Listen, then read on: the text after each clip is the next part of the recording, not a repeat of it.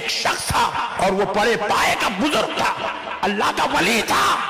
وہ 70,000 کے بیچ میں بیٹھا ہوا ہے اور انہیں انتہائی حاجت محسوس ہو رہی ہے، شدت سے حاجت ضرورت محسوس ہو رہی ہے۔ وہ ٹوائلٹ جانا چاہتے تھے، اجابت خانہ بیت الخلاء جانا چاہتے تھے، انہوں نے اپنی اجابت کو کنٹرول کرنا چاہا، جتنی دیر کنٹرول کر سکتے تھے کرے، لیکن اجابت اب اپنی انتہا کو پہنچی، شدت انتہا کو پہنچی تو بڑے بے چین ہو گئے، کیونکہ اب 25-50 آدمی ہو تو ایسا ہٹا کے نکل جائیں گے، ادھر پلٹے تو 20,000، ادھر پلٹے تو 40,000، پیچھے دیکھے تو 50,000، کہاں سے جائیں گے؟ بیچ میں بیٹھے ہوئے، ضرورت آ رہی ہے، بے چین و بے قرار ہو گئے۔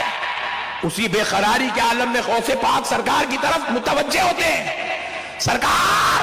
اب میں کیا کروں؟ دوران بیان غوث پاک سے عرض کرتے ہیں اب میں کیا کروں؟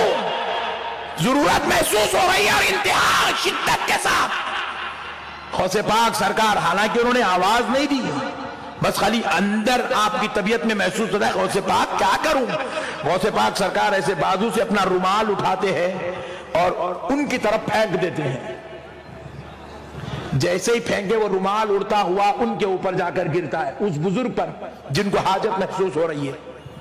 وہ فرماتے ہیں خدا کی قسم رومال قریب آیا جب مجھ پر گرنے لگا تو میں اس رومال کے گرنے کے وجہ سے آنکھ یوں بند کیا، جیسے ہی بند کیا پھر میں نے جب آنکھ کھولی تو میں کیا محسوس کرتا ہوں؟ ایک جنگل میں بیٹھا ہوا ہوں،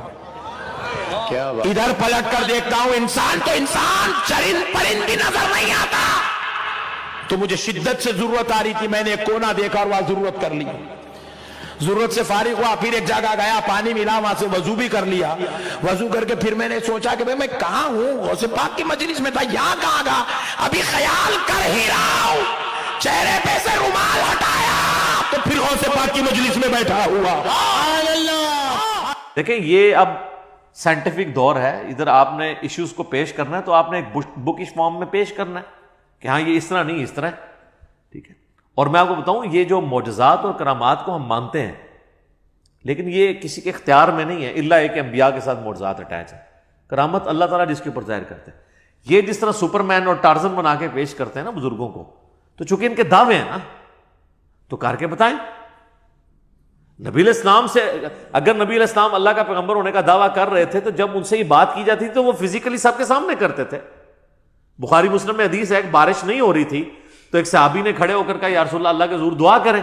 وہ کہتے ہیں ہم چلچلاتی دھوپ میں گئے ہیں اور واپس آئے ہیں تو بارش شروع ہو گئی تھی، اور اتنی بارش ہوئی کہ اگلے جمعے تک ہوتی رہی، اور اگلے جمعے وہی شخص دوبارہ کھڑا ہوا کہ یا رسول اللہ آپ دعا کریں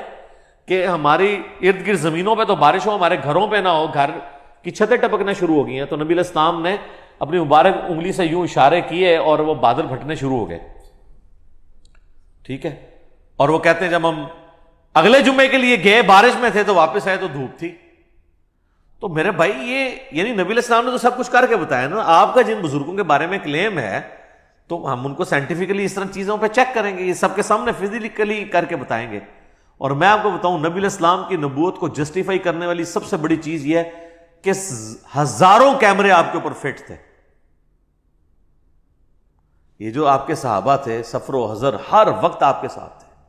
اگر آپ کے کریکٹر میں کہیں ذرا سی بھی جھول ہوتی نا تو آپ کی وفات کے بعد آپ کے وہ ساتھی جو جانثار ہمیشہ سے آپ کے ساتھ تھے،